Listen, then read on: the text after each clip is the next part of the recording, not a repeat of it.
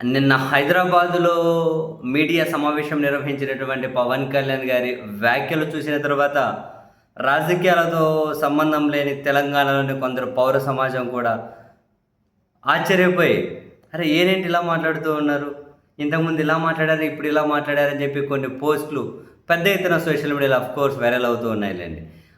వాళ్ళు ఆ విధంగా ఆశ్చర్యపోతూ పోస్టులు పెడుతున్న వాళ్ళని చూసి మనం బ్రహ్మానంద స్టైల్, అరే బచ్చాలరా మీరు, చిన్నపిల్లలరా మీరు, ఇప్పుడే చూస్తూ ఉన్నారు, అది ఆయన బ్రాండ్ ఆంధ్రప్రదేశ్ ప్రజలకు బ్రహ్మాండంగా తెలుసు అని చెప్పి ఒక మూల నిలబడి వీళ్ళ పోస్టులు చూసి చిన్నగా నవ్వుకునే పరిస్థితి. Yes, seriously. ఒక జర్నలిస్ట్ అంట ఒకప్పుడు ఒక ఆయన పోస్టు పెట్టారు, ఏమని, అదేంటి నేను రాజకీయాల్లోకి వచ్చింది వైఎస్ రాజశేఖర రెడ్డి గారిని ఎదిరించడం కోసం, అది ఇది అని చెప్పి ఇట్లా మాట్లాడుతున్నారు. ఈయన ప్రజారాజ్యం పార్టీకి పెట్టినప్పుడు కొత్తలో మమ్మల్ని పిలిచారు, మేము పోయాము. అప్పుడు ఒక వ్యక్తి, కాంగ్రెస్ వ్యక్తి కాదు, అందరికీ తెలుసు కదా, ఆయన పేరు రాయలే, బ్రాకెట్లో రాశారు కాంగ్రెస్ వ్యక్తి కాదు అని. ఒక వ్యక్తి నన్ను చాలా తీవ్రంగా వేధించాడు, ఒక పవర్ఫుల్ వ్యక్తి. అరే నాలాంటి సినిమా స్టార్ని అంత వేధిస్తే ఇంకా సామాన్యుల పరిస్థితి ఏంటి అని చెప్పి ఒక ఆవేదన, ఆగ్రహంతో రాజకీయాల్లోకి వచ్చానని చెప్పాడు, మాతోనే చెప్పాడు. తర్వాత మేము పత్రికలో పెద్దగా అదే రిపోర్ట్ చేస్తే వాళ్ళ పిఏ ఫోన్ చేసి బ్రహ్మాండంగా మీరు కవర్ చేశారని సార్ హ్యాపీగా ఫీల్ అవుతున్నారని చెప్పారు. అప్పుడేమో కాంగ్రెస్లో ఉన్న వ్యక్తి కదా, అందరికీ తెలుసు కదా తెలుగుదేశంలో అప్పుడు పవర్ఫుల్ వ్యక్తి అని, వేధించాడు అని చెప్పి ఇప్పుడేమో రాజశేఖర రెడ్డి గారిని ఎదిరించేకి వచ్చాను అని చెప్పి ఇట్లా చెబుతున్నాడు అని చెప్పి ఆయన నోరేలా పెట్టారు. అది ఆయన బ్రాండ్ మాస్టర్. మీరు ఇంకా చిన్నపిల్లలు ఎదగాలి తెలంగాణలో, ఆయన అర్థం చేసుకోవాలంటే.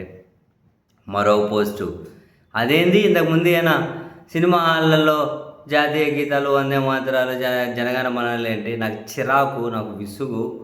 ఆడికి మంచిగా సినిమా ఎంజాయ్ చేద్దామని చెప్పి పోతే ఆనందంగా మధ్యలో ఆడి దేశభక్తి ఇరికిస్తారేంది అని చెప్పి ఇప్పుడేమంటున్నారు, చివరికి ఇంకా జాతీయ గీతాలు పాడాలన్నా విసుగు అంటారేమో, జాతీయ గీత వాళ్ళు పాడాలన్నా చిరాకు అంటారేమో.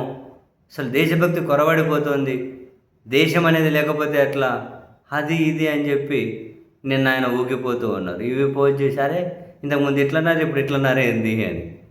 ఇంకొక ఆయన పోస్ట్ చేశారు, తమిళనాడు వాళ్ళకి జాతీయ ఏమంటారు ప్రాంతీయ భావం అన్నా ఉంటుంది, మీరు కనీసం ఆ ప్రాంతీయ భావంతో ఓట్లు వేయండి, కనీసం ప్రాంతీయ భావం అన్నా తెచ్చుకోండి, అక్కడ ఉత్తర భారతదేశం వాళ్ళు మొత్తం దోచుకుంటూ ఉన్నారు కదా, అవసరమైతే సౌత్ను విడదీయండి, ఇటువంటి వ్యాఖ్యలు చేశారు.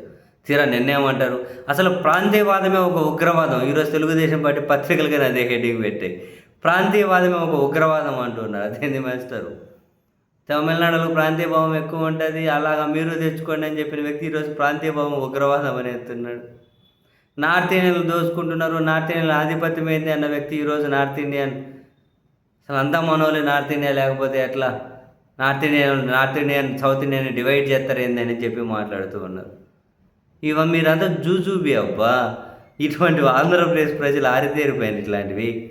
ఇలా మాట్లాడుకుంటూ పోతే ఒకటి రెండు కాదు మాస్టరు, టన్నుల తవ్వకాలు బయటపడతాయి. మీరు అది తవ్వే ప్రయత్నం చేసి అనవసరంగా మనసులు పాడు చేసుకోకండి.